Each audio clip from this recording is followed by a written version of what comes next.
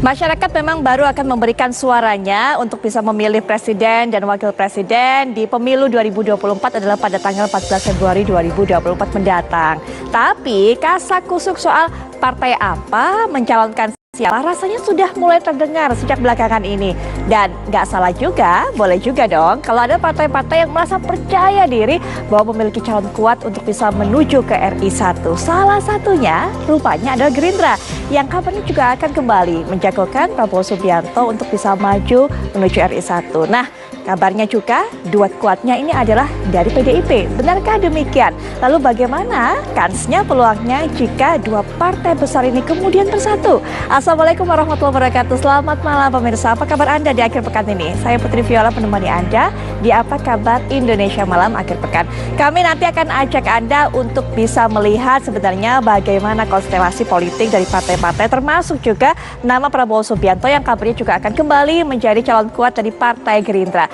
Tapi seperti biasa, sebelum kita mendengarkan pandangan dari para narasumber, kami sudah punya rangkaian kabar-kabar menarik yang akan kami sajikan kepada Anda. Yang pertama, saya akan bawa Anda untuk bisa melihat 6 makam di area pemakaman Cina yang berusia puluhan tahun di Sumedang, Jawa Barat dibongkar orang tidak dikenal. Saat ditemukan oleh warga, kondisi 6 makam ini masih terbuka usai digali. Bentrok antara warga dengan anggota BRIMOB terjadi di lahan perkebunan sawit di Kecamatan Hilir Selatan, Kabupaten.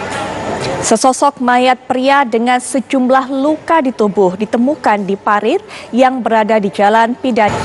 Berikutnya pemirsa, atap salah satu tribun sirkuit Formula E di Ancol, Jakarta Utara ambruk diterjang. Berikutnya pemirsa, longsor yang terjadi di Poros Simbuang, Mapak, Kabupaten Tanah Toraja, Sulawesi. Pemirsa, kami akan jeda sejenak. Saat kami kembali, kami akan sajikan kabar perkembangan terbaru dari pencarian anak Ridwan Kamil sesaat lagi. Pemirsa Sport One, pemirsa, hari keempat proses pencarian putra Ridwan Kamil, Emeril Khan Mumtaz, masih terus dilakukan.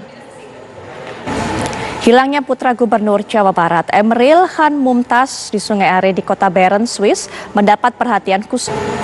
Aparat SAR gabungan masih terus melakukan pencarian korban kapal KM Ladang Pertiwi yang tenggelam. Dan pemirsa, bagaimana proses pencarian hingga petang ini, kita akan langsung saja dengarkan kabar terbaru yang akan disampaikan oleh rekan kami Samsul Ma'arif. Kita lihat kabar lainnya, sempat terapung selama 3 hari, tim gabungan akhirnya berhasil mengevakuasi kapal tongkang. Hubungan antara Partai Gerindra dengan PDI Perjuangan ini cukup baik. Bahkan juga hubungan dari tokoh-tokoh utama yaitu Ketua Umum Partai Pak Prabowo Subianto dengan Ibu Megawati Soekarno Putri juga cukup baik secara pribadi dan juga kekeluargaan. Cukup akrab. Nah, itu adalah pernyataan ataupun juga keterangan yang disampaikan oleh Sekjen PT Gerindra yaitu Ahmad Muzani. Nah, nanti kita akan dengarkan sebenarnya bagaimana peluangnya jika kemudian tokoh utama dari Gerindra dan juga PDIP ini bisa berduet di pencalonan Capres-Cawapres pada pemilu 2024. Kami segera kembali.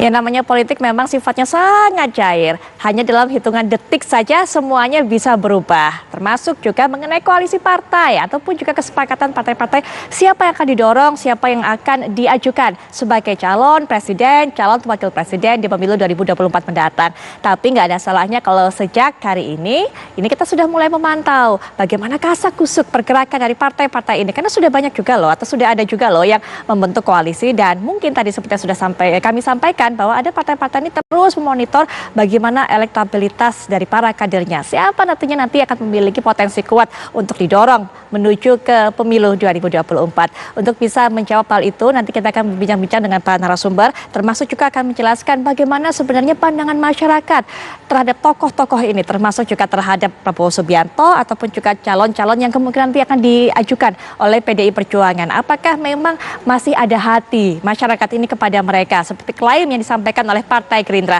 Nanti akan dijelaskan oleh peneliti indikator politik Mas Bawono Kumoro. Assalamualaikum warahmatullahi wabarakatuh. Selamat malam Mas Bawono. Enggak sih Partai Gerindra ini akan kembali menyorongkan ataupun juga mengajukan Prabowo Subianto? Ini akan dijawab juga oleh Mas Dhanil Anzar Simanjuntak selaku juru bicara dari Pak Prabowo Subianto. Assalamualaikum warahmatullahi wabarakatuh. Selamat malam Bang Dhanil.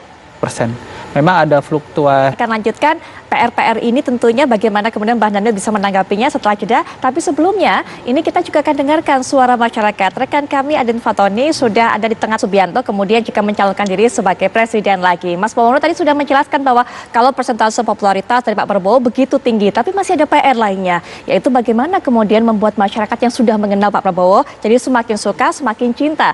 Nah, ini nanti kita bisa dengarkan juga dari pandangan Bang Daniel Anzar, tapi juga kita sudah ada narasumber berikutnya. Mungkin saya akan menyapa terlebih dahulu. Mas Henry Satrio, Assalamualaikum warahmatullahi wabarakatuh, selamat malam.